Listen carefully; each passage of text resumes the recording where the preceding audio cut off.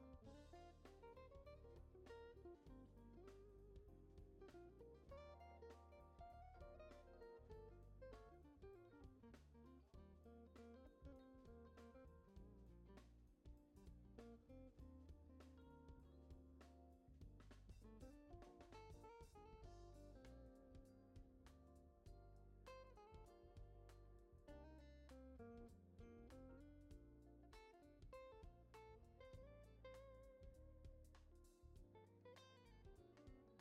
Yo conozco a Luis Enrique de su época de Chad Lampard.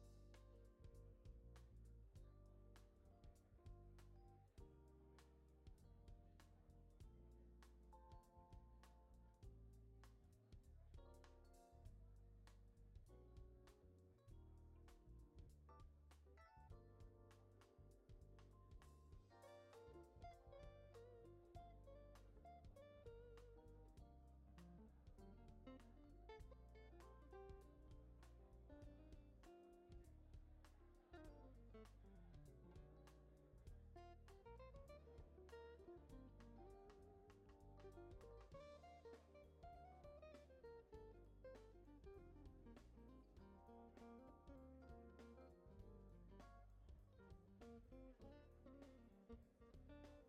No, es Y yo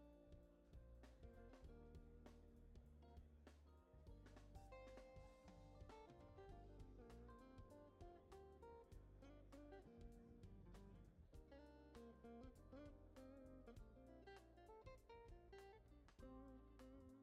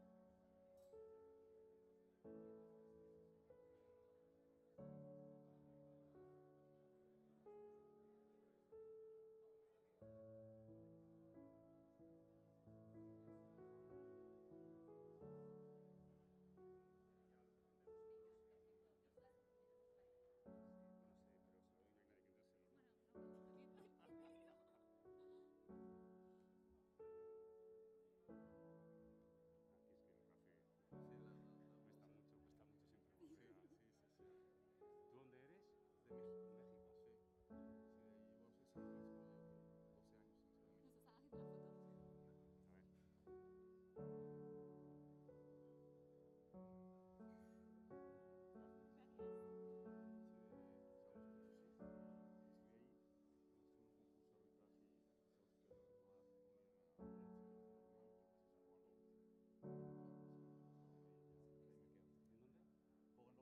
de México? Sí. Sí, en Camarindos. Pasado, sí, Camarindos, pasado toda esta Pantalón. comiendo estas cosas tan buenas y tan espectaculares que tenéis, ¿no? Sí, sí, además. Huevos de hormiga y no sé qué. Está buenísimo. Sí, no, Luis Enrique, excelente anfitrión. Si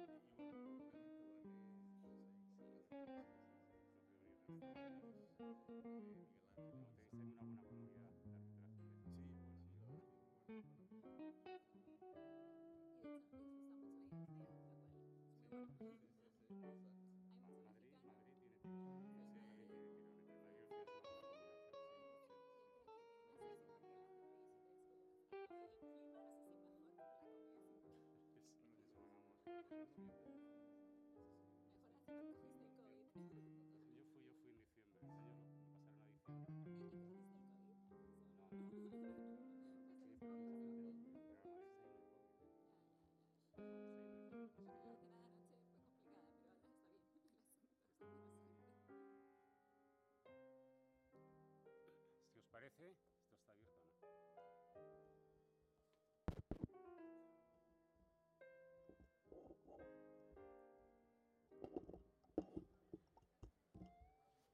Reanudamos las sesiones. No hay quórum todavía.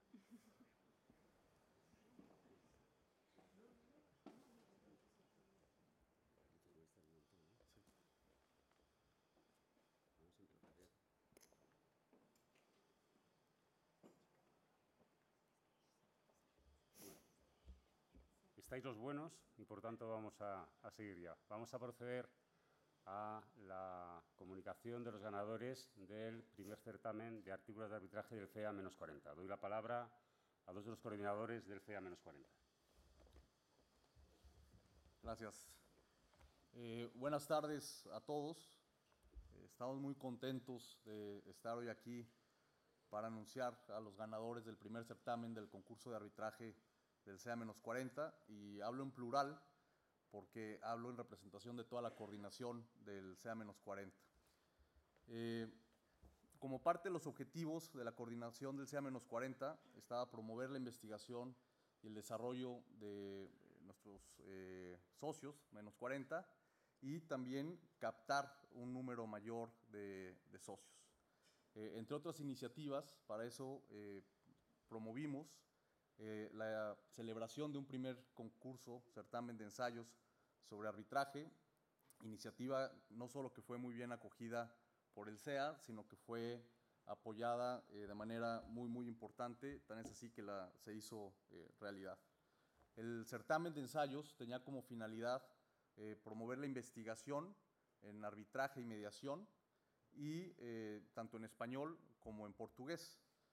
Para ello se convocó a todos aquellos que quisieran participar de 40 años o menos, y algo importante es que se convocó no solo a los socios, sino a socios y no socios, y eso con la finalidad de traer más asociados y socios al CEA-40. Los premios queríamos incentivar a que tuviera una participación importante, era el objetivo, y para ello pusimos premios que lo estuvimos investigando, económicamente el más alto o de los más altos que existen en certámenes de esta naturaleza, además del reconocimiento. El premio para el primer lugar son 5,000 euros, además se va a publicar su artículo en el Spanish Arbitration Review, y se le va a incluir la cuota del CEA-40 para el próximo año, y también la inscripción al Congreso para 2023. Para el segundo lugar, el premio es también la publicación de su artículo en el Spanish Arbitration Review, igualmente la cuota anual y la cuota también para el Congreso del próximo año. Gracias al apoyo del CEA, y bueno, Laura hablará y dará los agradecimientos al extraordinario jurado que tuvimos y a las personas que lo hicieron posible, pero gracias a ellos se logró el objetivo. Tuvimos más de 120 registros y ensayos de excelente calidad. Y bueno, pues hoy estamos muy contentos de anunciar después de varios meses a los ganadores, y con la esperanza, obviamente, de que se siga repitiendo, que sea la primera edición del certamen de muchas. Muchas gracias, Carlos. A mí me toca dar los agradecimientos, y como no podía ser de otra manera, nos toca agradecer al CEA y en especial a Alfonso por todo el apoyo que nos ha dado con esta iniciativa, que la verdad es que la hemos desarrollado con muchísima ilusión. Nos toca también agradecer a Víctor y a Daniela, que nos apoyaron desde el primer momento con esto, y me gustaría dar una especial mención a todos los miembros del jurado, que la verdad es que Carlos y yo nos hemos sentido un poco outsiders con el nivel del jurado, y bueno, paso a nombrar los miembros del jurado, que de nuevo os agradecemos vuestra colaboración. Los miembros del jurado han sido Alexis Moore, Alfonso Iglesias, Alfredo Bulart, Ana Serra, mi compañero Carlos Alvarado, Carmen Núñez Lagos, Diana Correa, Francisco González de Cosío, Ignacio Díez Picazo, yo misma, Laura Lozano, Luis Capiel y, por último, Valeria Galíndez. Y bueno, sin más preámbulos, pasamos a anunciar al segundo ganador, y el segundo ganador es Santiago Oñate. No está aquí, pero su compañera de despacho está aquí. Y bueno, el artículo de Santiago es el costo de arbitraje e inversión como mecanismo de default de mitigación de riesgos políticos, hacia un análisis económico de los seguros de riesgo político en inversiones extranjeras. Y no sé si va a subir alguien en nombre de Santiago.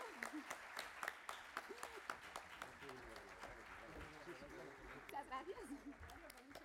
Muchas gracias. Yo le aviso A Santiago. a Santiago. Sí, les cuento muy rápidamente que además Santi está en este momento empezando una audiencia en México, así es que va a ser un gran día para él anunciarle esto tan pronto termine su opening, porque no lo quiero distraer. Enhorabuena, Cecilia. Gracias. Bueno, muchas gracias. Muchas gracias. Y nos toca también anunciar. ¿Voy foto? Bueno, perdón. Ponte ahí. Gracias. Nos toca, como les decía, nos toca anunciar al ganador, el ganador de 5.000 euros, y mi compañero Carlos pasará a anunciar el ganador de los 5.000 euros. ¿Quién será? Bueno, el ganador del primer premio es Galo Martínez, de Krill García Cuellar Aiza, con el artículo Un análisis de datos sobre la denegación de justicia en el arbitraje de inversión. Galo no nos puede acompañar, no está aquí, pero bueno, les pido un fuerte aplauso para Galo y que se lo transmitiremos. Y nos gustaría cerrar animando a todos los -40 que se apunten el próximo año, porque yo creo que vamos a continuar con esta iniciativa, y felicitamos también a todos aquellos que se presentaron y que sus artículos no fueron seleccionados. El nivel era muy alto y enhorabuena a todos por la participación. Muchísimas gracias. Y que viva México.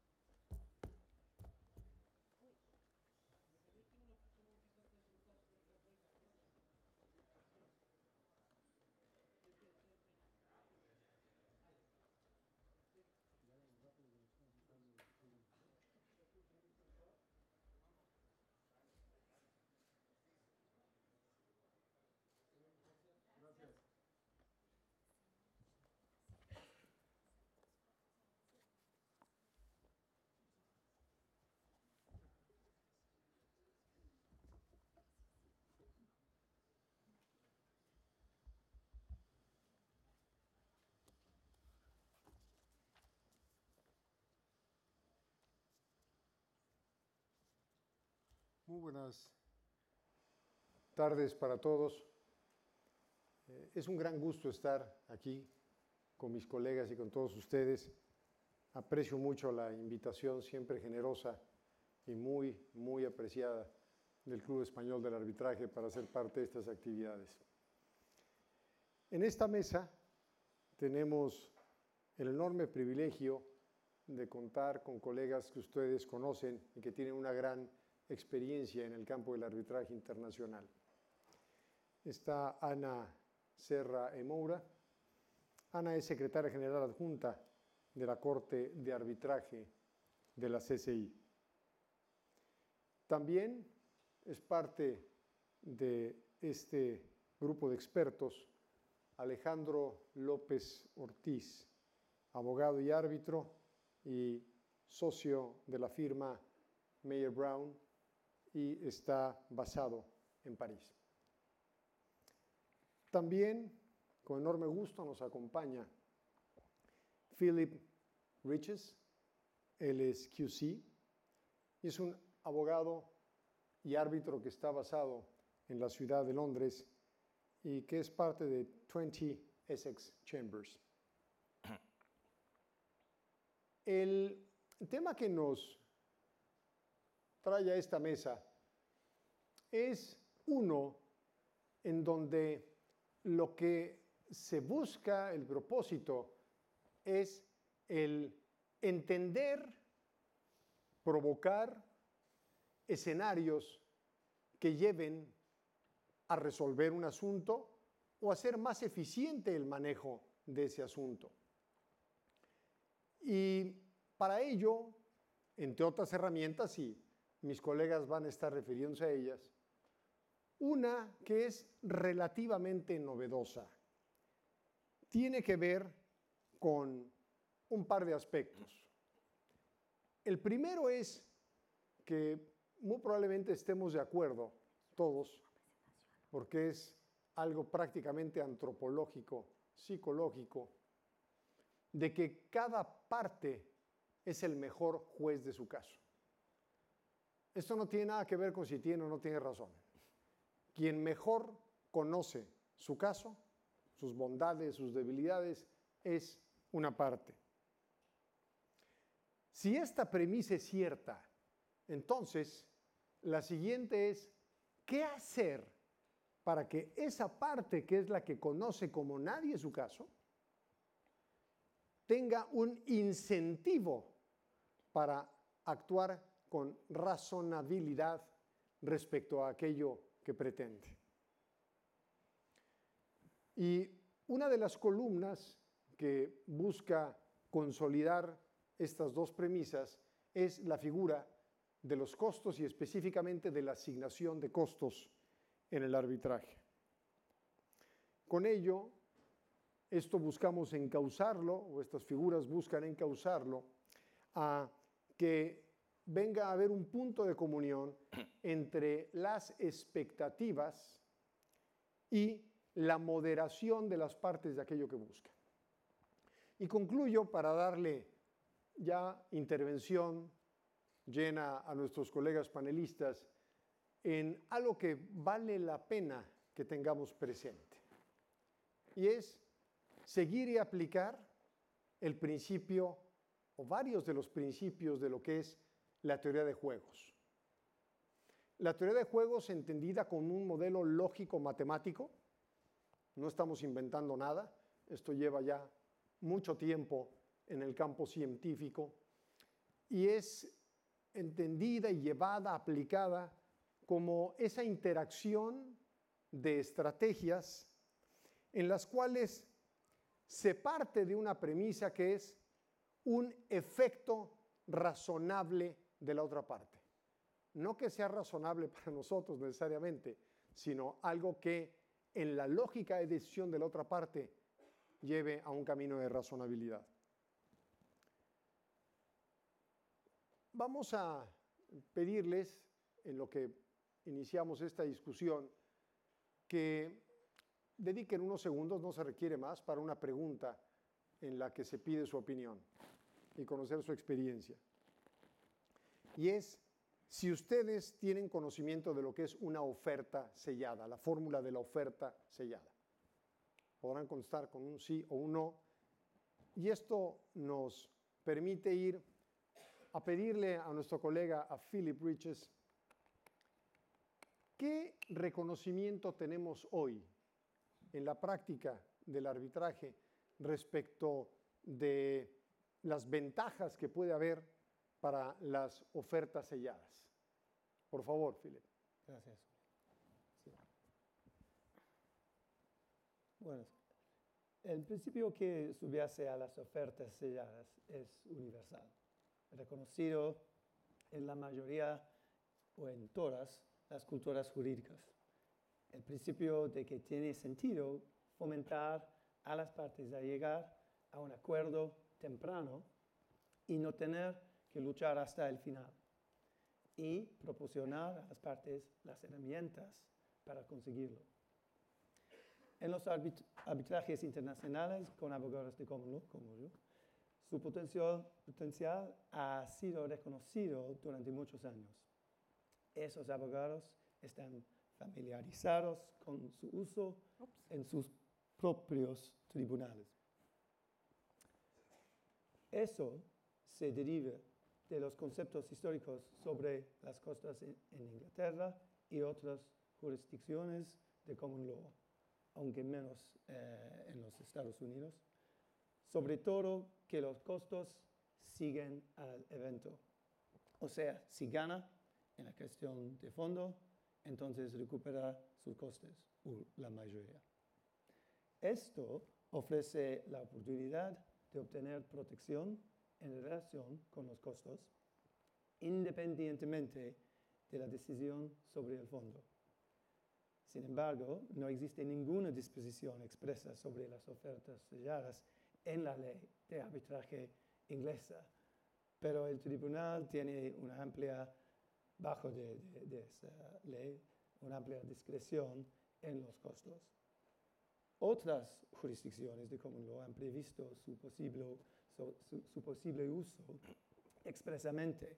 Por ejemplo, las leyes de arbitraje de Nueva Zelanda, 1996, en cláusula 6, y de Malasia, 2005, en cláusula 44. Y también vemos ahora su potencial reconocido en las normas institucionales. Ana va a discutirlo. Es importante recordar que el reconocimiento de las ventajas de las ofertas selladas en el mundo anglosajón es en realidad parte del reconocimiento más amplio de la ventaja de dar a las partes las herramientas para llegar a un acuerdo. El aspecto más importante de esto es la disposición sin perjuicio. Se trata de la idea de que las partes pueden exponer sus posiciones entre ellas sin que el tribunal las vea. Así pueden negociar. Las ofertas selladas utilizan esta norma, ya que establecen que la oferta no debe ser conocida por el tribunal mientras éste examina los méritos. Pero puede ser mostrada al tribunal cuando se trata de la cuestión de los costos. En mi experiencia es ahora habitual que las partes se planteen el uso de ofertas selladas, en mi experiencia como abogado y también como árbitro. Pero siguen existiendo dificultades en el procedimiento de arbitraje. Y en mi opinión, estas dificultades se derivan de la realidad, de que el tribunal normalmente considera la cuestión de las costas como parte del mismo proceso en el que se decide sobre el fondo. Y hay soluciones y vamos a discutirlos. Entonces, hay preguntas. ¿Cómo utilizarlos? ¿Cuándo mostrarlas al tribunal? Etcétera. Reconocer su potencial es una cosa, pero garantizar que realmente ayudan a lograr un acuerdo es otra. Gracias, Philip. Vamos a pedir que nos muestren las respuestas de la encuesta, por favor. Es conocida, mayoritariamente conocida esta figura, pero todavía hay que conocer más y ver qué podemos hacer para utilizarla en beneficio de lograr resolver mejor y más rápido las disputas. La CCI decidió, hace relativamente poco, introducir esta figura. Y le pedimos a Ana, por favor, a Ana Serra Moura, ¿por qué, de dónde surgió esta idea de incluirlo en las fórmulas que ofrece la CCI? Gracias, Luis Enrique, y una palabra de agradecimiento al CEA, Alfonso Iglesias, por la invitación. Es un placer, siempre siento que volver a Madrid al CEA es volver a casa. Déjame volver un poco hacia atrás, Luis Enrique. La CCI siempre tenemos que volver un poco en la historia, y hoy aquí a lo largo del día ya escuchamos hablar muchísimo de lo que los distintos actores del proceso arbitral tienen que hacer para mantener el arbitraje, la resolución de controversias en general, un mecanismo eficiente y que vaya de encuentro a las necesidades de los usuarios. Y eso la CCI ya lo hace desde hace algún tiempo, aunque haya concentrado muchísimas medidas en los últimos 7 años. Ya en el 2007 escuchamos hablar aquí mucho del procedimiento abreviado. La CCI se había planteado integrar en su reglamento un procedimiento abreviado. En esa época las cosas cambian. Se concluyó que la CCI no tenía tantas controversias de bajo monto en litigio, que no se justificaría tener un procedimiento explícito para ese tipo de litigios, pero sí se redactaron ya unas guías con el objetivo de incrementar la eficiencia y controlar el tiempo, la duración y los costos del arbitraje. Eso en 2007.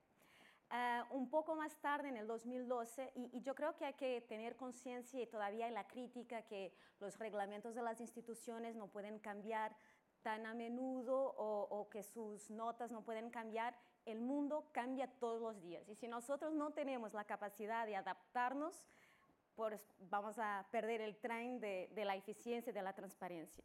Entonces, en 2012 esas guías se integraron en el reglamento de la CCI, y por supuesto hay un aspecto central de todo el tema de la eficiencia, que es el poder del tribunal arbitral de decidir sobre las costas, y teniendo en cuenta el comportamiento de las partes a lo largo del procedimiento, del proceso arbitral, y la forma expedita y eficaz con que han manejado y conducido el arbitraje. Eso es el artículo 38.5 del reglamento de la CCI. Unos años después, 2015, se siente la necesidad de estudiar la decisión sobre las costas, y de eso va nuestro panel. Es un mecanismo dentro de la posibilidad de decidir sobre costas.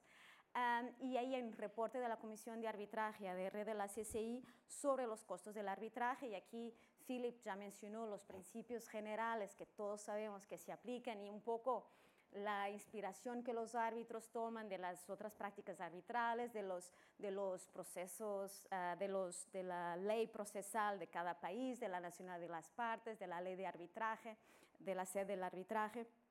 Y en ese reporte ya se hace referencia no a ofertas selladas, o en inglés a sealed offers o counterbank guarantee, pero ya se hace referencia a la posibilidad de que el tribunal arbitral considere una oferta que una parte haya hecho a la otra, y que lo considere para efecto de las costas. Es decir, si una parte, la demandante pide 10 millones a la demandada le ofrece 5, y el laudo finalmente decide que le tiene que pagar 3, por supuesto, los costos incurridos en ese arbitraje se pudieran haber ahorrado.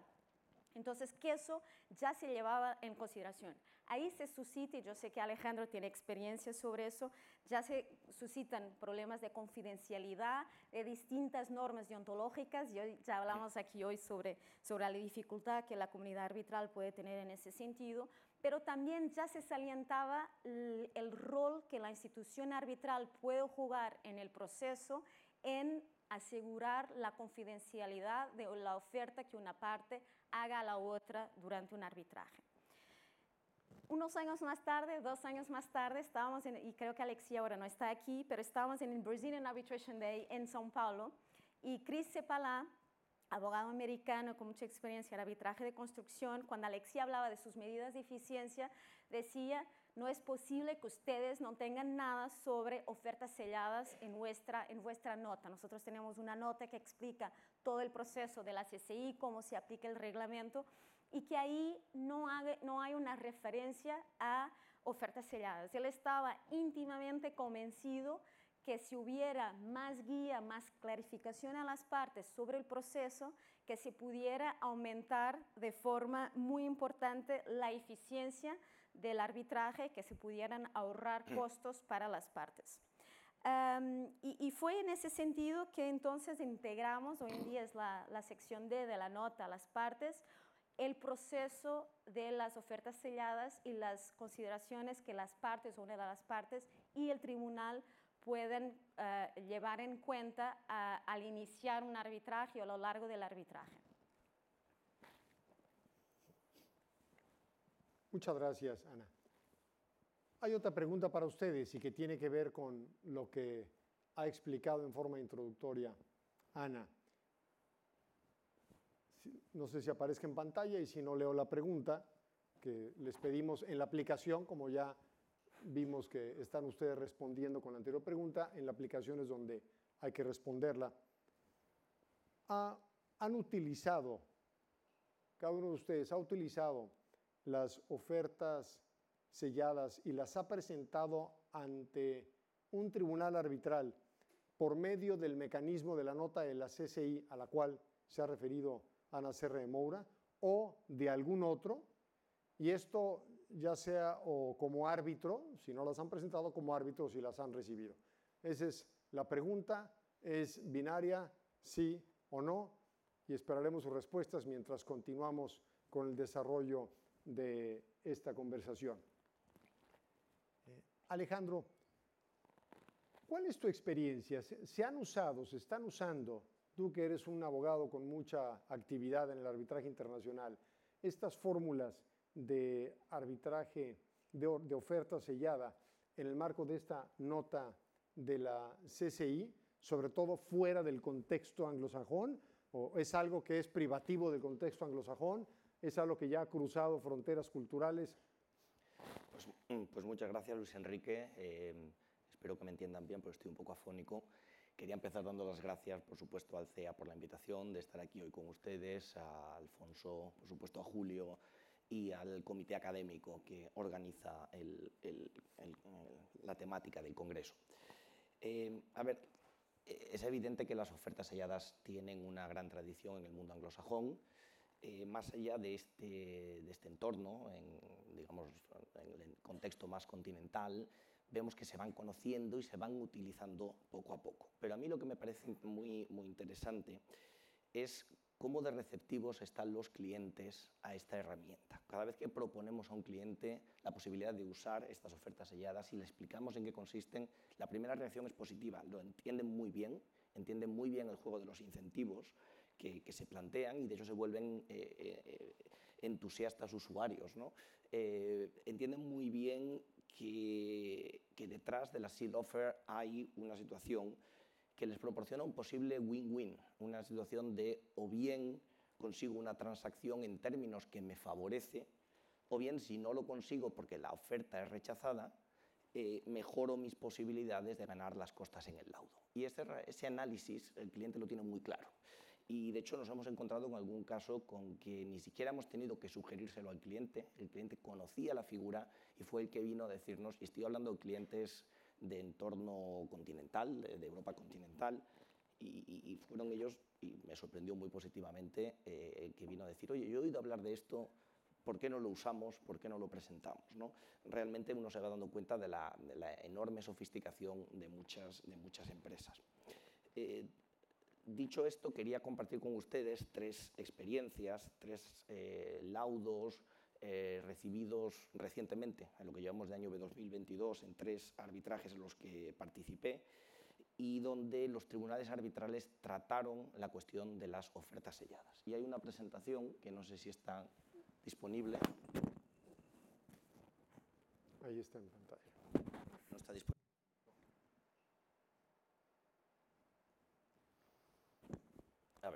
A ver, sí. El primero es el laudo de este primer arbitraje que tienen en pantalla. Se trata de un arbitraje CCI en español, con sede en Madrid. Y es un caso interesante porque el tribunal tuvo en consideración la oferta sellada que fue presentada por la demandada a través del mecanismo de la Secretaría de la CCI que permite la nota. Y reconoce algunos aspectos interesantes en torno a esta figura.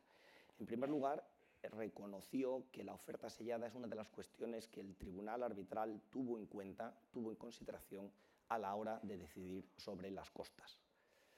Y ya entrando en el segundo de los párrafos que ven ustedes en pantalla, ya entrando a ver cuál es el razonamiento del tribunal arbitral, hay, yo diría, tres consideraciones relevantes, ¿no? En primer lugar, que el tribunal consideró que los términos, y en este caso los términos económicos de la oferta, en este caso se le habían ofrecido a la demandante transar por un monto más favorable para ella que el que resultó finalmente en el laudo.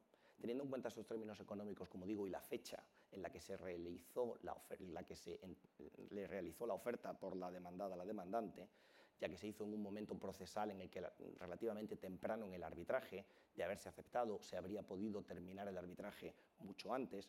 Estos dos elementos, digamos que militan en favor de su consideración, ya que podrían efectivamente haber reducido los costos del arbitraje. Sin embargo, el tribunal finalmente optó por considerar que esa oferta había sido rechazada por la parte que la recibió de manera justificada y, por lo tanto, finalmente no decidió considerarla en su análisis de las costas. El motivo es que esa oferta contenía dos condiciones que, en opinión del tribunal, la demandante no podía asegurar que se cumplieran, lo cual es una cuestión discutible, pero eso ya es otro aspecto ya que tiene más que ver con el fondo de la disputa. Y tenían que ver con que una de las condiciones es que se le dejara, el demandante, digamos, asegurara dejar indemne a la demandada de acciones de terceros subcontratistas en el proyecto en cuestión. Este es el primer caso que quería compartir con ustedes. El segundo caso, si esto funciona, pues no parece, si alguien puede pasar a la siguiente. Ahora, gracias. Es un caso en otro arbitraje, este es en inglés, en un arbitraje con una sede en un país de Oriente Medio, de tradición civilista también, y con un tribunal plenamente de derecho civil. Y en este caso las partes intercambiaron ofertas selladas, no a través del mecanismo de la Secretaría de la CCI, sino a través del propio secretario del tribunal arbitral. En este caso el tribunal arbitral dio esta instrucción a las partes de que lo hicieran así. Creo que después podremos comentar más aspectos sobre el procedimiento. Y el tribunal hizo constar que hubo ofertas selladas cruzadas entre las partes, sin embargo, a la hora de decidir sobre los costos, directamente las ignoró.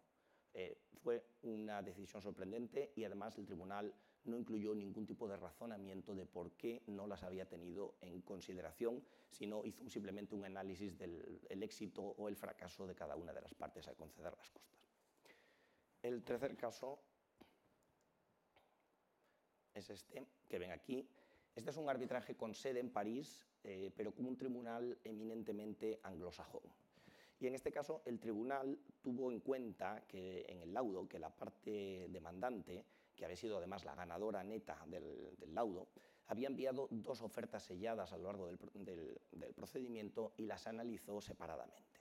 Respecto a la primera, concluyó que no se trataba de una oferta que pudiera ser considerada por el tribunal, ya que, a la hora de decidir costas me refiero, ya que una parte muy importante de la oferta se realizaba o se formulaba en términos no concretos, en términos abiertos. Había una invitación a llegar a un acuerdo, se dice a sum to be agreed between the parties, con lo cual no había concreción en un término importante de esa oferta.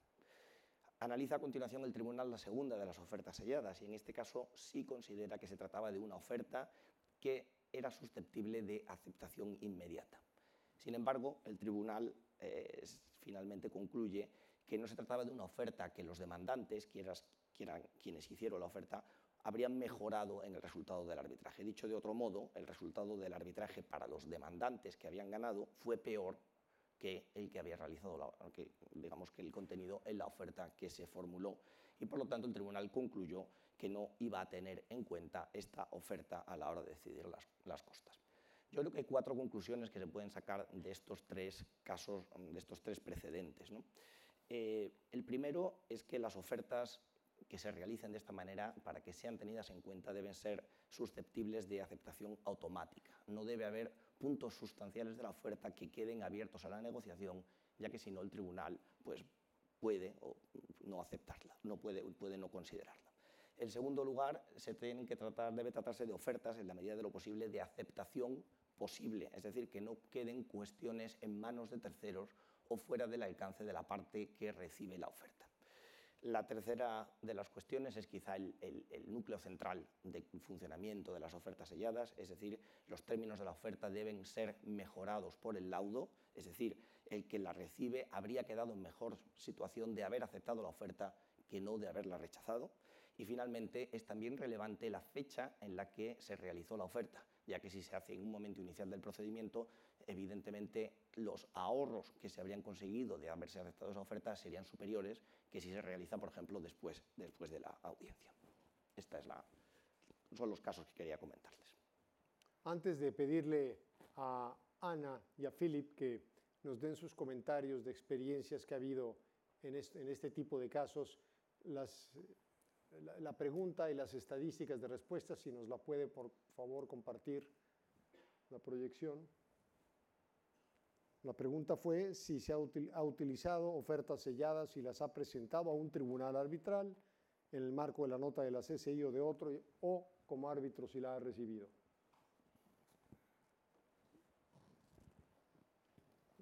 Si reunimos lo que nos dio la respuesta a la primera pregunta y lo que podemos ir concluyendo sobre su uso y sobre su conocimiento es que son bastante conocidas, pero todavía poco utilizadas.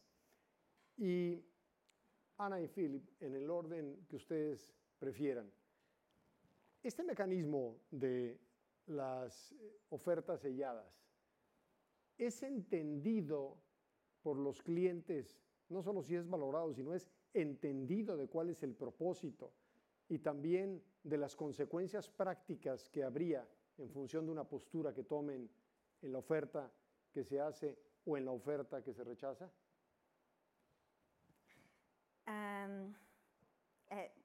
Yo no puedo hablar de los clientes directamente, pero hablo más bien de los abogados.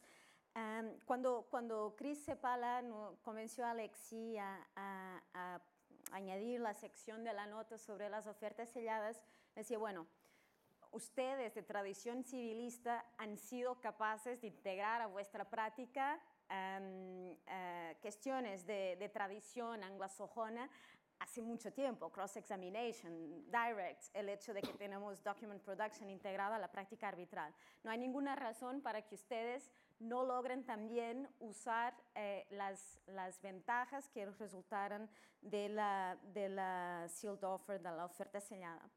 Bueno, 5 años pasaron desde que lo tenemos en nuestra nota. Yo no creo que haya habido un cambio fundamental o que hayamos visto un incremento fundamental en la utilización de ofertas selladas. Sí hemos visto algunos casos en América Latina y España, hay un elemento común a casi todos ellos y se llama Alejandro López. Casi todos los casos Alejandro estaba como abogado de las partes, pero la utilización en la región es todavía muy reducida. ¿Por qué? Bueno, aquí estamos para discutir por qué.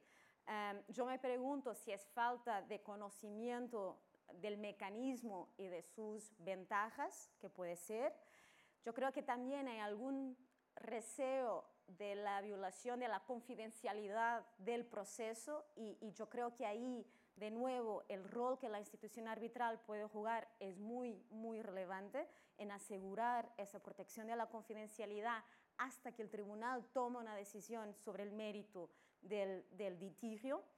Las preocupaciones deontológicas también probablemente puede jugar un rol en el que no sea tan utilizado, sabiendo que tenemos varios abogados en un arbitraje que pueden estar sujetos a distintos colegios de abogados. Hay un elemento que también me pregunto y eso es relacionado con la litigiosidad de nuestra región. Y en particular de América Latina. Y me pregunto si no hay esa necesidad de pelear hasta final, aunque sepamos que hay una posibilidad de que podamos perder. Pero eso se lo suscito. Y en relación a puntos que yo veo que igual hago una autoevaluación de nuestro proceso y nuestra nota, y ahora habiendo estudiado bien nuestra experiencia, probablemente hay aspectos del proceso que incluso podemos clarificar para evitar algunas discusiones en el proceso. Proceso de la oferta sellada. Lo que dice la nota es que la parte enviará a la Secretaría la oferta sellada, una oferta sellada que indique without prejudice, save as to costs, y que debería ya copiar la otra parte. Ya ahí empiezan los problemas. Normalmente no se copia la otra parte. Y también dice la nota que la Secretaría invitará a las partes a presentar sus comentarios sobre el momento relevante en que el tribunal arbitral debe ser informado sobre la presentación de la oferta sellada. Y aquí empiezan los problemas. Raramente, en raras ocasiones, las partes están de acuerdo en cuándo el tribunal debe ser informado de que hay una oferta sellada. Aquí no estamos hablando del contenido, porque por supuesto el contenido tiene que ser comunicada al tribunal arbitral una vez que el tribunal haya tomado su decisión sobre el fondo del litigio. Así que, de nuevo, pueden ya haber algunas cuestiones. La nota dice que idealmente este tema es discutido en la conferencia sobre el procedimiento inicial, pero sabemos que eso no ocurre frecuentemente. Tenemos ahora un caso en que las partes justo están discutiendo porque una dice que el tribunal debe ser informado ahora, o sea, antes de la audiencia sobre el fondo del litigio, y la otra dice que no, que tiene que ser informado una vez la audiencia haya tenido lugar. Entonces la Secretaría tendrá que tomar una decisión sobre el momento en que comunicará al tribunal arbitral. Tenemos otros casos en que las partes se han puesto de acuerdo que el tribunal enviaría un borrador del laudo con su decisión sobre el mérito, y solo después la Secretaría, y ahí ya estamos hablando del contenido de la oferta sellada, la Secretaría comunicaría la oferta sellada al tribunal para que el tribunal después tomara una decisión sobre los costos del arbitraje. Hay también discusión, y aquí es más bien una discusión estratégica, de cuándo la parte quiere presentar a la otra parte una oferta sellada. Y eso Alejandro ya lo mencionó. Por supuesto, cuanto más tarde en el procedimiento, menos ventajas tendrá para la parte, porque los costos del arbitraje hasta el momento en que se hace la oferta podrán correr por cuenta de la parte que hace la oferta. Entonces, ahí, pero también vemos discusiones sobre el momento de la presentación de la oferta. El contenido también, como vimos en los ejemplos de Alejandro, y aquí también hay un rol que Alejandro hablará sobre la ley que aplica a la oferta sellada, pero cuáles son los requisitos que deben estar en una oferta sellada. Y eso, el alcance tiene que ser muy claro. ¿Qué pretensiones queremos transar en esa oferta? Son las principales, también hay reconvención, el plazo para que la parte pueda aceptar o rechazar, el plazo para el cumplimiento, intereses, todo eso tiene que estar bastante claro, y hay un artículo de Cris Cepala en el boletín de la CCI con un borrador de lo que debe contener una oferta sellada. Y ahora solo para compartir también, porque hay situaciones en que se ve de forma clara, aunque sea pocos. Yo, de nuevo, si la CCI ha tenido 20 casos en los últimos 5 años, es bastante, y tenemos 900 casos al año, así que vemos que el mecanismo es poco utilizado. Pero si podemos poner la presentación, yo lo que hice fue intentar encontrar 2 ejemplos, y uno en que sí la oferta sellada ha sido aceptada por el tribunal arbitral, ha sido admitida. Lo que yo no quería era estar en el lugar de la parte o del abogado de la parte que rechazó, en este caso, la oferta sellada. Porque aquí claramente en los 2 primeros ejemplos, y el tribunal lo dice de forma clara, que la parte hubiera recuperado más si hubiera aceptado la oferta sellada de lo que recuperó en el laudo que el tribunal arbitral dictó. Y entonces, en consecuencia, el tribunal llevó ese punto en consideración para que la demandante cubriera todos los costos del arbitraje hasta la fecha, después de la fecha de la oferta sellada, pero además de eso, también que cubriera 90% incluso desde la fecha anterior. Y aquí creo que era porque había hecho una claim de 10 millones y finalmente se le otorgaron 3, creo. El otro ejemplo es básicamente igual. Aquí también habían ofrecido 20 millones y de la moneda local lo excluí para que no se pudiera identificar, y el tribunal ordenó el pago de no más de 5 millones. Así que, de nuevo, y el tribunal lo hace muy claro que todos los costos del arbitraje, el arbitraje se pudiera haber ahorrado, hubiera la demandante aceptado la oferta sellada de la demandada. Y por fin, un caso que me pareció interesante porque teniendo en cuenta el artículo 38.5 que ya hablé, es decir, que el tribunal llevará en cuenta todas las circunstancias que considere relevantes, incluyendo la conducta de la parte a lo largo del proceso.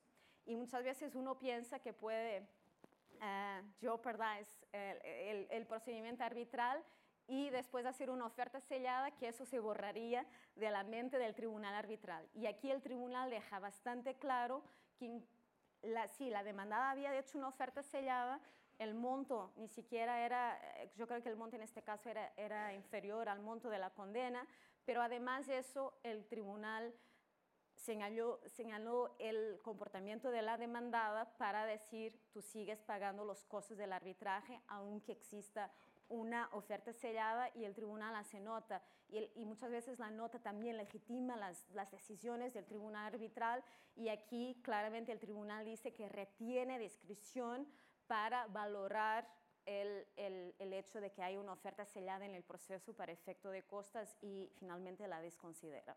Así que 3 ejemplos, 2 en que se ve de forma clara las ventajas de considerar el mecanismo para aumentar la eficiencia del proceso. Philip, Sí. tus experiencias y sobre todo si dentro de tus comentarios puedes referirte a algunas ofertas en donde no es tan fácil como algunos ejemplos que hemos escuchado, en donde el tema no es meramente numérico. Cuando estamos ante una reclamación donde se reclama 10, es muy fácil saber el impacto que hay de la justificación o injustificación de llevar un asunto si el laudo al final concede 3. Pero si es una condena de pago de regalías de 10, pero además se pide la resolución de un contrato de royalties y además se habla de que hubo una violación a una confidencialidad y viene la gran cantidad de posibilidades de escenarios donde se concede algo o no se concede algo. Tus experiencias, pero entre ellas, si ha habido ofertas que tú has visto en donde no es tan fácil el que sea un elemento que ayude al tribunal arbitral para juzgar esa expectativa de la conducta de las partes. Sí, también es en el tema de las 2 últimas respuestas también es mi experiencia de dos casos donde hay una oferta sellada, uno como árbitro, uno como abogado. En primero como árbitro, en arbitraje SS en Estocolmo, he tenido una experiencia reciente en la que una de las partes hizo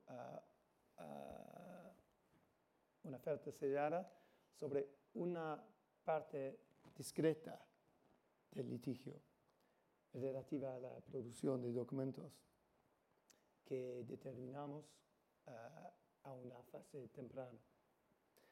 Nosotros, el tribunal, fuimos informados de la oferta después de nuestra decisión, pero antes de consideración de las costas.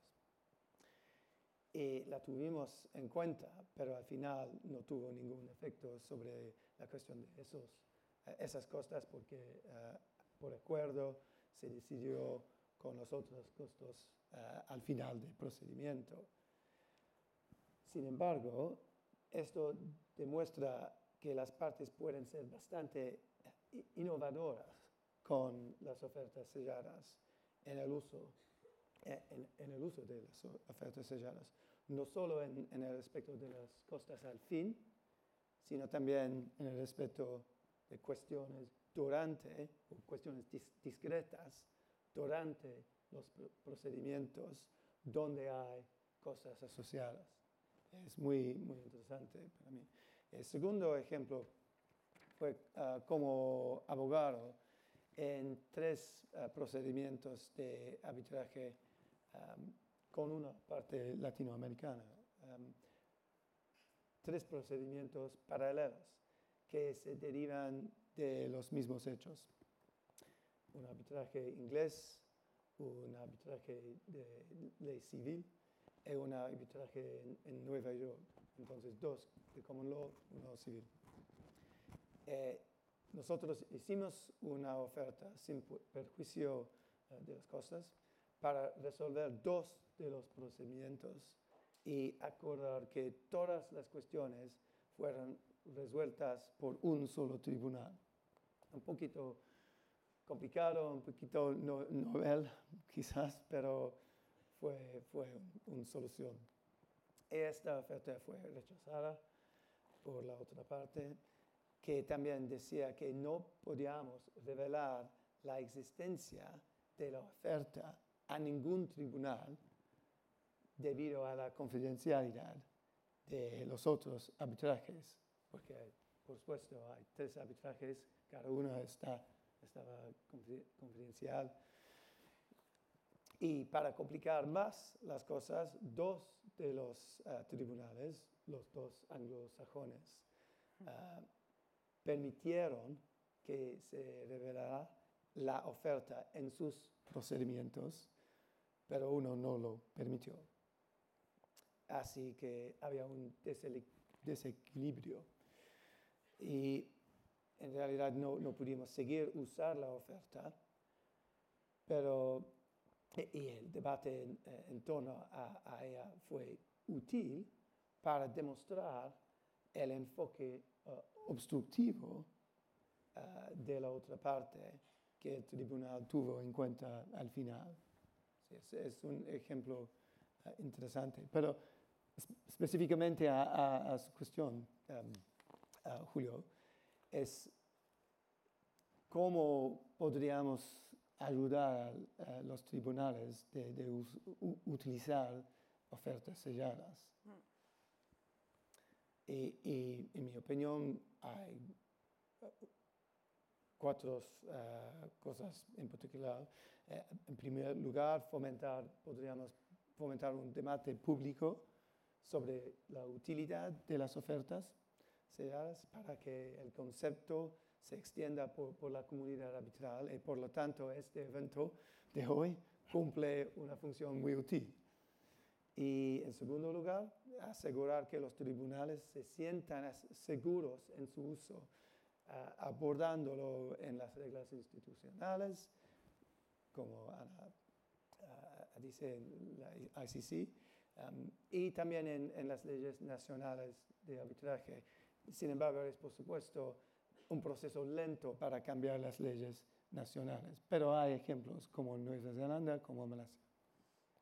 Y en tercer lugar, fomentar el uso de ofertas selladas por las partes. Esto es algo que deben hacer sus abogados. De nuevo, se trata de fomentar la difusión del concepto. Y en cuarto lugar, ayudar a garantizar que se aborden las principales dificultades.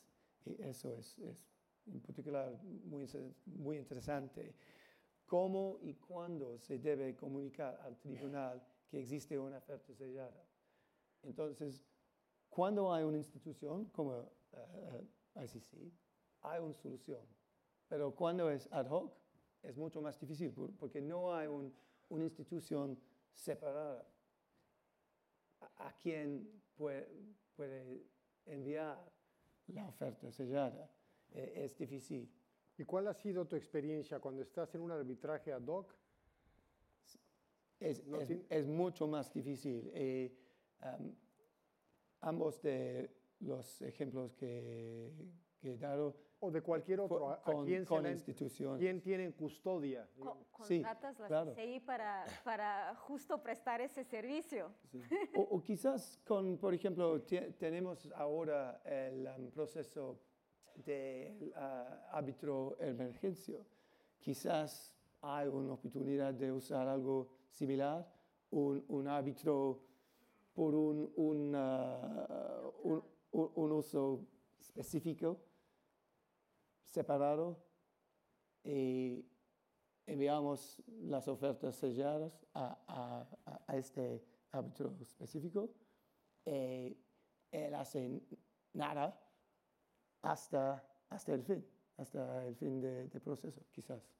O se puede entregar a un abogado practicante. Todos tenemos un colega en el cual, a pesar de que pudiera haber una gran adversidad entre dos partes, habrá siempre un colega que merezca nuestra confianza a las dos partes y le digamos, él va a guardar estas ofertas o esta oferta y la va a entregar en su momento a los árbitros.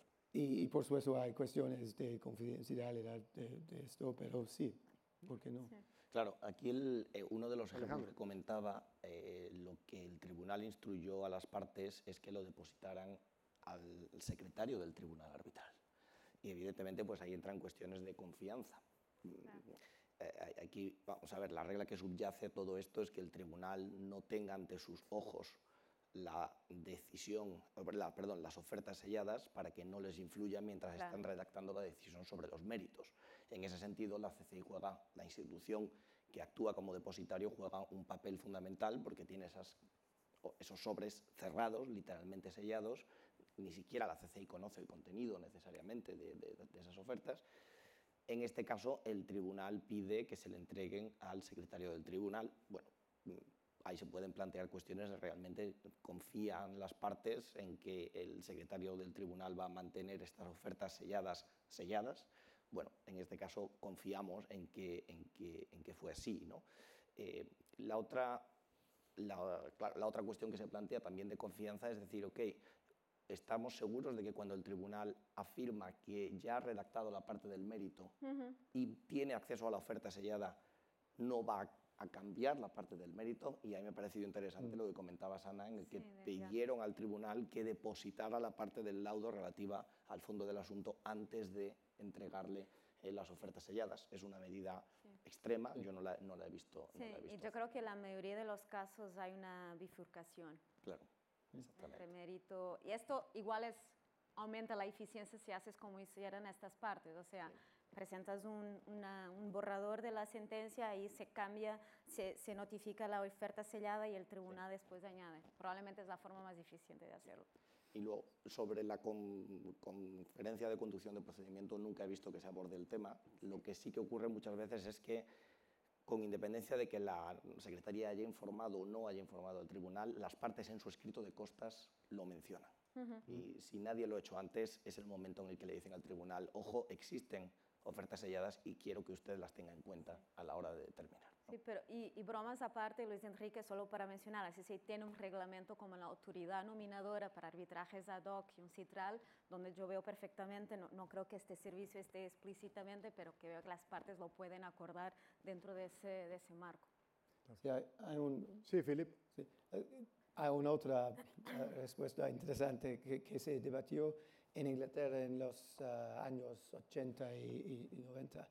Fue que cada parte debía enviar al tribunal un sobre cerrado, aunque no hubiera hecho una oferta sellada, un sobre vacío. Vacío si no hubiera hecho una oferta sellada, pero si hay, entonces con algo. Pero es un juego psicológico, porque solo es una protección contra el peligro que el tribunal piensa que hay una oferta sellada. Es un caso no muy bueno. Sí. Sí, hay opciones. Ana, una pregunta, y pueden desde luego nuestros colegas también dar sus comentarios. En el caso de un arbitraje administrado, como en el caso de la CCI, el laudo tiene un proceso de gestación formal. Hablando en términos prácticos, desde que se escribe el laudo, que empieza siendo, y me refiero al que se envía a la corte, no los fases anteriores de proyectos que hay en deliberaciones, ya, el que se envía a la corte, cuando se indica que se entregarán estas ofertas o esta oferta sellada al tribunal arbitral después que haya decidido sobre el fondo del asunto. ¿De cuándo se está hablando? ¿De cuando se envía a la Corte, cuando la Corte lo aprueba? Eso, justo hablábamos, o sea, hemos visto varias soluciones. Hay acuerdos de las partes en que las partes confían que el tribunal arbitral no va a engañar a la Secretaría y que una vez que el tribunal arbitral, como bien dices, llega al acuerdo, redacta el laudo y se decide el mérito y ellos ya saben que hay una oferta sellada, informan a la Secretaría, estoy listo para recibir. Y ese es un proceso que después del tribunal redacta la parte de los costos, somete a la Corte y ahí se aprueba. No hay una aprobación previa. En ninguna situación hubo una aprobación previa, a menos que haya habido una bifurcación. Eso también puede ser acuerdo de las partes o incluso decisión del tribunal arbitral. Es decir, nosotros decidimos el fondo del litigio, el mérito, la Corte aprueba ese laudo, abrimos una nueva fase, pedimos comentarios a las partes, decidimos sobre los costos. Y otra solución, esta intermedia en estos dos casos que hemos visto, que las partes dicen, el tribunal que somete un draft, no creo que si tuvieran tanta confianza, somete el draft a la Secretaría lo revisa, le notifica la oferta sellada y el tribunal después sigue trabajando en ese draft. Son las tres, no sé si han visto otra opción, pero las tres que hemos visto. Nos conduce este tema, como muchos otros que atiendan a cuestiones de fondo y de procedimiento y de ese camino intermedio entre ambos, a la ley aplicable, que puede ser un punto complejo. Empecemos por el de ley aplicable. ¿Qué experiencias y qué criterios podemos tener para identificar a una ley aplicable, si es que es relevante eso? Bueno, vamos a ver, la nota de conducción de procedimiento no aborda el tema, con lo cual no encontramos allí mucha ayuda. Es verdad que quizá no es una cuestión que tenga demasiadas repercusiones, pero sí puede tener algunas, ¿no? Y, por ejemplo, qué requisitos pueden ser relevantes en caso de que efectivamente la ley de arbitraje, como mencionaba Philip, o la ley procesal del lugar, pues contenga algún mandato al respecto, ¿no? Y bueno, en uno de los casos que citaba anteriormente surgió esta cuestión. Se trataba de un arbitraje con sede en París, pero donde el derecho aplicable al fondo del asunto era el derecho inglés. Y en este caso la parte demandada, que era la parte contraria a la parte que representábamos, y que era la parte receptora de las ofertas, alegó que las ofertas que se habían presentado no cumplían los requisitos que aparecen en el Civil Procedure Rules, en la parte 36, que específicamente aborda las ofertas selladas. Y en particular, entre otros motivos, alegaban que las ofertas no estaban abiertas a aceptación por 21 días, que es el requisito exigido por esta norma procesal inglesa, ya que el plazo que se daba para aceptar era un plazo de 10 días. Y bueno, nosotros evidentemente contestamos que la CPR no es relevante en el contexto de un arbitraje, pero que además, en todo caso, por una cuestión de derecho aplicable, el derecho del fondo, el derecho del contrato, no es la ley correcta a la que se debe mirar para este tipo de cuestiones que entendíamos que formaban más bien parte de la lex arbitri. El tribunal en este caso no se pronunció expresamente sobre la ley aplicable, pero sí que entendemos que implícitamente acogió que al menos esos requisitos no eran aplicables, ya que solamente consideró si se trataba o no de una oferta susceptible de aceptación inmediata y no entró a valorar si el plazo de aceptación cumplía o no cumplía con esta normativa. Esta es la cuestión de la ley aplicable. Si quieres paro aquí, no sé si continúo con temas deontológicos. Bueno, ¿algún comentario de Ana o de Philip sobre ley aplicable? No tanto sobre ley aplicable, pero esta cuestión de no tener algún requisito, que si esto es o no es una oferta sellada, muchas veces también es la desventaja de tener la institución sin el tribunal arbitral, es que por veces nos vemos en una situación de casi tener que decidir cosas que por supuesto lo dejamos por el tribunal arbitral, pero que las partes discuten. Por ejemplo, ahora tenemos un caso en que una de las partes dice esto no es una oferta sellada porque no dice without prejudice save as to costs. Y por lo tanto no es, ni siquiera secretaría, transmitas esto a tribunal arbitral, esto tiene que ser desconsiderado a ese nivel. O otro caso que una parte dice que yo quería hacer una oferta sellada, pedí a la demandante que firmara un acuerdo de confidencialidad, la demandante dice, yo no quiero firmar ningún acuerdo de confidencialidad, entonces esta parte asumió que ese rechazo de firmar el acuerdo de confidencialidad era un rechazo a la oferta sellada, y ahí manda la oferta sellada a la secretaría. Y por supuesto la otra dice, yo nunca recibí una oferta sellada. Entonces, muchas veces tienes que, por supuesto, puede ser que la ley aplicable sea relevante a la hora de decidir si esto tiene que ser admitido o no y qué peso darle, pero nosotros lo que normalmente hacemos es decir, bueno, nosotros trataremos como una oferta sellada, lo transmitiremos al tribunal arbitral y ya el tribunal arbitral, con base en la ley aplicable o en criterios generales de la práctica arbitral, tomará una decisión al respecto. Parecería que podemos encontrarnos ante dilemas como los que hay en ocasiones en el fondo del asunto. Hay disputas en donde la materia a resolver es si hubo una oferta, si no hubo una oferta, si se aceptó, si no se aceptó, la única. Y esto es algo que invita a los abogados a ser muy cuidadosos cuando se arma este esquema de una oferta sellada, que estas preguntas queden resueltas anticipadamente, ¿no? Claro, si no todos los beneficios los pierdes, porque finalmente pierdes más tiempo discutiendo sobre el mecanismo que... Habrá otro arbitraje para decidir si hubo oferta y si fue aceptada. Philip, ¿algún comentario sobre este tema de la ley aplicable? Sí, esto nos lleva primeramente, en mi opinión, a la cuestión de la claridad de los términos de la oferta sellada y también cuestiones de la ley aplicable y también cuestiones de jurisdicción. Y una oferta debe ser muy clara en cuanto a lo que ocurre si se acepta.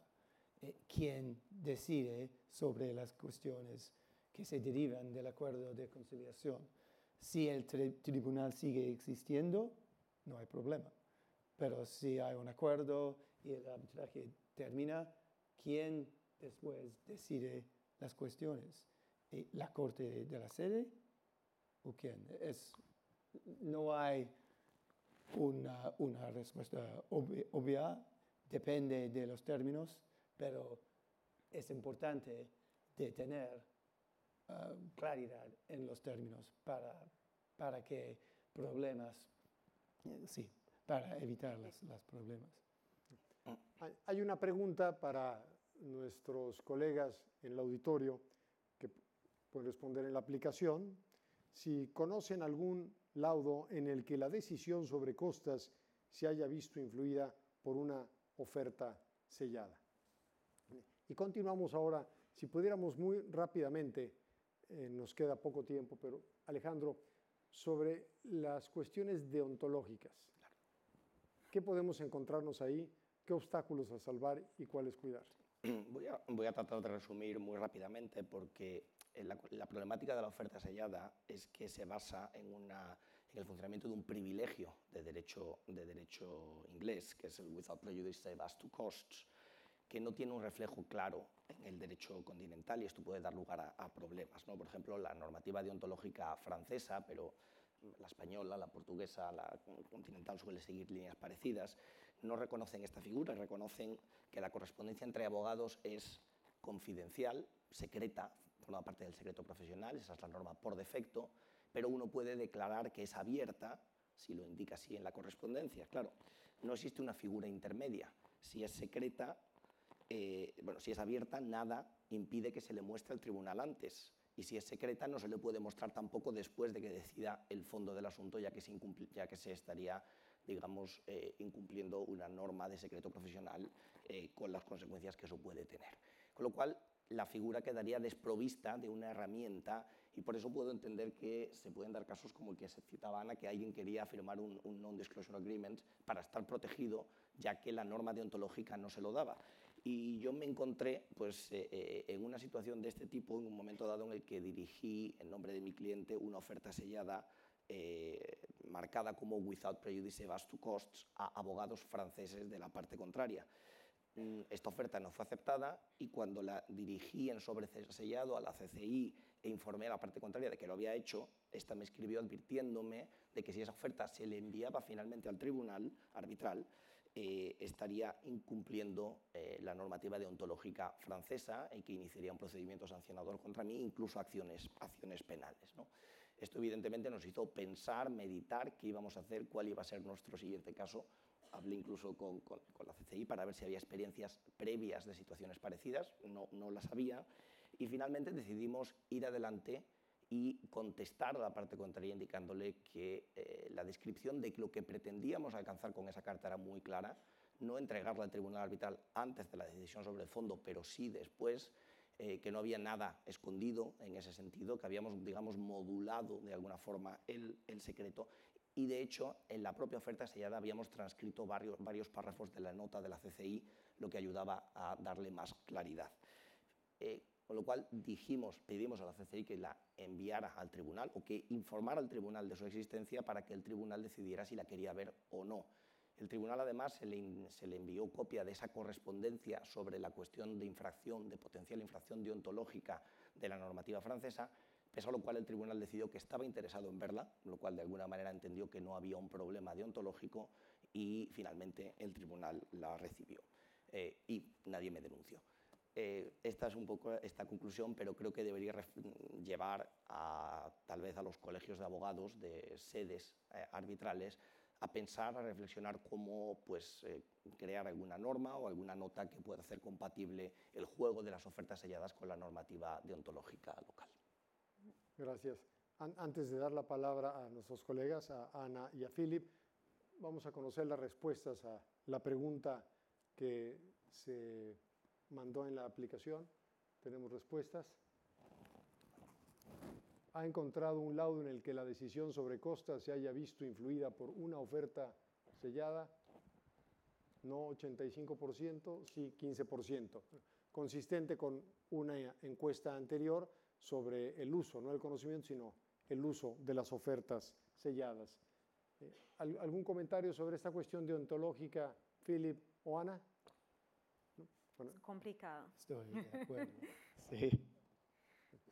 Vamos acercándonos al final de nuestra sesión y de lo que hemos hablado, aunque mucho ha sido en referencia al tema de costos en el arbitraje, es el provocar el acuerdo, el motivar el acuerdo. Y tal vez esa no sea la única fórmula. Y podríamos apartarnos, en el poco tiempo que tenemos, de esta herramienta como una herramienta para provocar el acuerdo del acercamiento con esta figura a las costas. Y apartarnos y pensemos, por ejemplo, en los dictámenes periciales, en donde algo muy común, una parte presenta una prueba pericial, un reporte pericial, otra presenta otro reporte pericial y tienden a estar bastante alejados uno del otro. ¿Qué pasaría? ¿Qué podríamos hacer para utilizar esta herramienta y que nos diera eficiencia y que tal vez provocara el acuerdo? ¿Alguna idea? Sí, hay un montón de opciones, pero hay un interesante debate en el arbitraje en Hong Kong sobre en inglés, Early Neutral Evaluation, la evaluación neutral temprana.